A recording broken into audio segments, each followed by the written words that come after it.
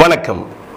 இசைஞானி இளையராஜா வனிதா விவகாரத்தில் இன்னும் கொஞ்சம் மௌனமாக இருக்கலாமோ அப்படின்னு தோணுது. ஏன் அப்படின்னா எல்லாருக்கிட்டையும் எல்லாத்தையும் காட்டிட முடியாது. இப்போ எனக்கு நடந்த ஒரு விஷயம் நான் பெரும்பாலும் பொறுத்து தான் போவேன்.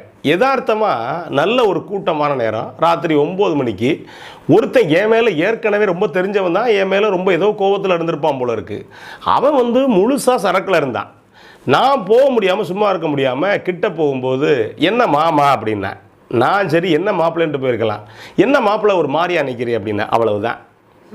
அவனுக்கிட்ட இருந்து நான் வெளியில் வரப்போ பட்டப்பாடு பெரும்பாடு ஆகிப்போச்சு. என்னை பிடிச்சிக்கிட்டான், வம்புழுக்கிறான், கடைசியில் கம்பு எடுத்துட்டு அடிக்கவே வந்துட்டான்.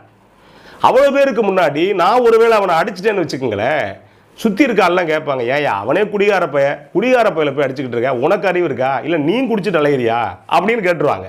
இப்போ அதனால ஒரு சில இடங்களில் நம்ம மரியாதையை காப்பாற்றிக்கிறதுக்கு ஒரு சில பேர்கிட்ட ரொம்ப ஜாக்கிரதையாக தப்பிச்சுட்டு ஒடியாந்துடணும் அப்படிங்கிறது தான் யதார்த்தமான கணக்கு.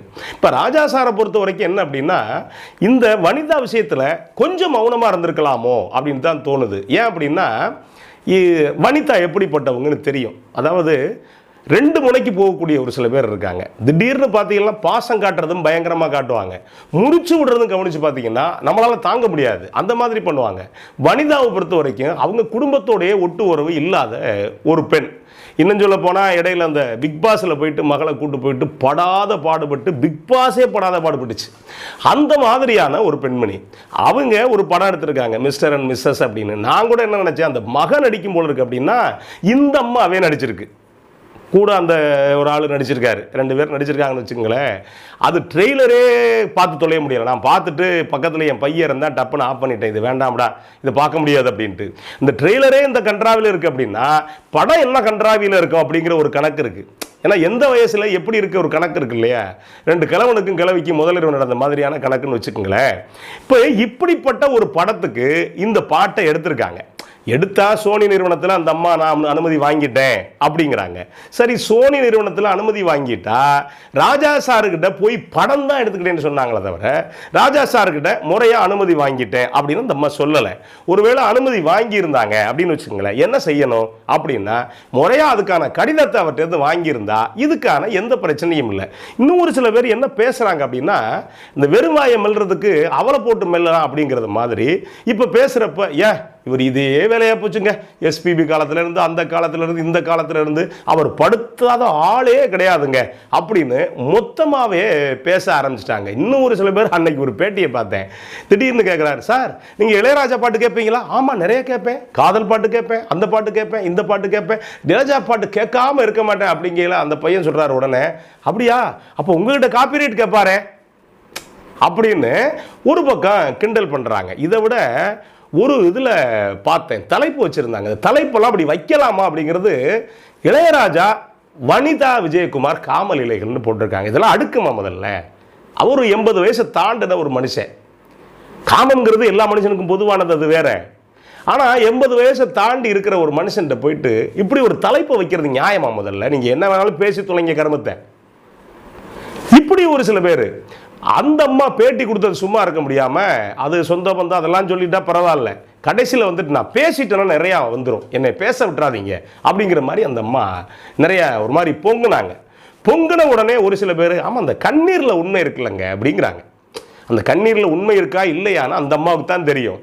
என்ன உடனே அப்படின்னா அப்போ கார்த்திக் ராஜாவும் வனிதாவும் தான் லவ் பண்ணியிருக்கலாம் அப்படிங்கிறாங்க. அதுக்கான காரணம் என்ன சொல்கிறாங்கன்னா, மாணிக்கம் படத்துக்கே கார்த்திக் ராஜா தானங்க இசை, அப்போ கார்த்திக் ராஜா சொல்லித்தான் மாணிக்கம் படத்தில் வனிதாவை கதாநாயகியை போட்டிருப்பாங்க அப்படிங்கிறாங்க. உடனே அந்த அம்மா சும்மா இருக்க முடியாமல் டப்புன்னு இல்லை கார்த்திக் ராஜாவுக்கு அப்படி எனக்கெல்லாம் இல்லை அப்படின்னா யுவன் சங்கர் ராஜாவுக்கும் வனிதாவுக்குமா அப்படின்னு இன்னொரு பக்கம் திருப்புறாங்க. இன்னொரு பக்கம் இதையும் தாண்டி எங்கே போகிறாங்க அப்படின்னா இன்னொரு இடத்துக்கு, அப்போ ராஜா சார் கூடயா? இதெல்லாம் எவ்வளோ ஒரு அசிங்கமான விஷயம், இப்படி பேசலாமா? முதல்ல அதாவது ஒரு நமக்கு வியூஸ் போகணுங்கிறதுக்காக இவ்வளவு கூடுதலாக பேசுறது அப்படிங்கிறது பல பேருடைய வன்மத்தை காட்டுது அப்படின்னு வச்சுக்கோங்களேன். இந்த மாதிரி தலைப்பு வைக்கிறது, இந்த மாதிரி விஷயங்கள் வைக்கிறது, இது பொறுத்த வரைக்கும் தேவையில்லாத விஷயம். ராஜா சாரை பொறுத்த வரைக்கும் இங்கே எத்தனை பேருக்கு தெரியும்னு தெரியல, அவருடைய படங்களை நீங்கள் எடுத்து பாருங்கள். இன்னைக்கு பல இசையமைப்பாளர்கள் யாரை வேணாலும் சொல்லலாம், பெரிய படங்களுக்கு மட்டும்தான் நான் இசையமைப்பேன் அப்படின்னு சத்தியம் பண்ணிட்டு இருக்காங்க. பெரிய படங்கள்லாம் பெரிய பட்ஜெட் படங்கள். இப்போ அதில் மட்டும்தான் நமக்கு பணம் நிறையா கிடைக்கும் அப்படிங்கிற வகையில் இன்னைக்கு எத்தனையோ பேர் இருக்காங்க. ஆனால் ராஜா சாரை நீங்கள் கவனித்து பார்த்தீங்கன்னா ஒரு நேரம் மிகப்பெரிய பட்ஜெட் படத்துக்கும் பண்ணிக்கிட்டு இருப்பார், அதே காலகட்டத்தில் ரொம்ப சின்ன பட்ஜெட் படத்துக்கும் பண்ணிக்கிட்டு இருப்பார். அதே நேரத்தில் பலருடைய படங்களுக்கு சும்மாவும் பண்ணி கொடுத்துருக்காரு. நீங்கள் ஆர் செல்வராஜுடைய பேட்டியை கவனிச்சு பார்த்தீங்க அப்படின்னா பெரும்பாலும் ஆர் செல்வராஜ் படத்துக்கு ரொம்ப பெருசாக பணம் வாங்கிக்கிறது இல்லை, பாரதி ராஜா படத்துக்குமே ஒன்றும் பெருசாக கணக்கெல்லாம் பண்ணிக்கிறது இல்லை. இப்படி பார்த்தீங்கன்னா அவருக்கு ஒரு பெரிய பட்டியலே நீளும். அப்படி ஒரு கணக்கில் உனக்கு யோசிச்சு பாருங்களேன், அவ்வளோ பெரிய படங்களுக்கு பண்ண மனுஷன் இவ்வளவு சின்னதாக இசை தான்ப்பா, அதில் என்னன்னா பெரிய பட்ஜெட் படம் சின்ன பட்ஜெட் படம். சரி, சின்ன பட்ஜெட் படம்னா ஏழதானன் பண்ணியிருப்பாரு அப்படின்னா கிடையாது.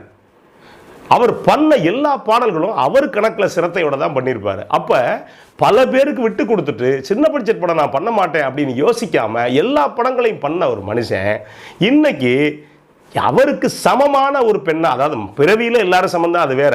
ஆனால் ஒருத்தருடைய நடவடிக்கை இருக்குல்ல, அந்த நடவடிக்கையில் ஒரு பெண்ணுக்கு இப்படி தேவையில்லாமல் போய் அவர் வழக்கு தொடுக்கணுமா அப்படிங்கிற இந்த கேள்வி இருக்குது. அதில் ஒரு சில பேர் என்ன சொல்கிறாங்க அப்படின்னா, அப்படி இல்லைங்க, அங்கே கொடுத்தா இங்கே கேள்வி கேட்பாங்க, இங்கேன்னா அங்கே கேள்வி கேட்பாங்க, அதனால அவர் வழக்கு தொடுத்திருக்காரு அப்படின்னு சொல்கிறாங்க. யார் அப்படிலாம் கேட்க போகிறதெல்லாம் கிடையாது. இன்னொன்று என்ன சொல்கிறாங்க அப்படின்னா, சோனி நிறுவனம்ங்க, சோனி நிறுவனத்தில் அந்த அம்மா கிட்ட வாங்கிட்டாங்க, அப்புறம் எதுக்கு ராஜா சாட்டை வாங்கணும் அப்படிங்கிறாங்க. சோனி நிறுவனத்தில் நீங்கள் ஒரு பாட்டை கேட்கலாம், ஆனால் ஒரு சினிமாவுக்கு போட்ட ஒரு பாட்டை இன்னொரு சினிமாவுக்கு நீங்கள் போடணும் அப்படிங்கிறப்ப கண்டிப்பாக கோபம் வரும். சோனி நிறுவனம் என்ன வார்த்தை 50 படத்துக்கு நான் கொடுப்பேன் வாங்கினாங்க, அது இல்லை. அப்போ ஒரு பாட்டை இன்னொரு படத்துக்கு பயன்படுத்துகிறப்ப வேற இசையமைப்பாளர் இருக்காங்களே, ஏன் நீங்கள் பயன்படுத்துறீங்க அப்படிங்கிற இந்த ஒரு கேள்வியும் இதுக்குள்ளே வரும். அப்போ அதனால் இப்போ இசைஞானி இளையராஜாவை பொறுத்த வரைக்கும் அவர் தனக்கு தப்புன்னு தெரிஞ்சுன்னா யோசிக்காமல் எதிர்த்துருவார், யோசிக்காமல் பேசிடுவார், அது வேற. அவர் பேச்சுக்கள் ஒரு சில நேரத்தில் கான்ட்ரவர்சியாக இருக்குது, அது வேற. ஆனால் அதையும் தாண்டி இந்த மாதிரி ஆட்கள்கிட்ட கொஞ்சம் ஜாக்கிரதையாக இருக்கலாமோ அப்படிங்கிறதா நம்முடைய கருத்து. தொலைஞ்சிட்டு போ அப்படி சில நேரத்தில் மௌனமாக இருக்கிறது தான் நல்லது. ஏன்னா எளியவர்கள்லையும் கொஞ்சம் சிக்கலானவங்கள்ட்ட ரொம்ப ஜாக்கிரதையாக இருக்கணும். அவருக்கு கூட இருக்கவங்க யாரோ 7.5 பண்ணி விட்டாங்களோட தான் தோணுது. ஏன்னா இந்த படத்தை பொறுத்த வரைக்கும் அவர் இந்த படத்துக்கு விளம்பரம் பண்ணிட்டாருன்னு நினைக்கிறேன். ஏன்னா இப்படி ஒரு படம் இருக்குன்னு ஒரு வயலுக்கும் தெரியாது. வனிதா விஜயகுமார் அந்த டீமை தவிர வேற யாருக்கும் தெரியுமான்னு தெரியல.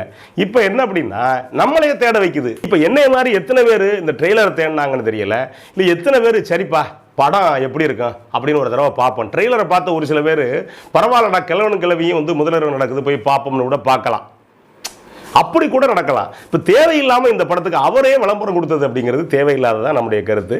ராஜா சார் அவருடைய உதவியாளர்கள்ட்ட, இதுக்கான உதவியாளர்கள்ட்ட இன்னும் கொஞ்சம் கவனப்படுத்தணும் அப்படிங்கிறதா யதார்த்தம். நன்றி, வணக்கம்.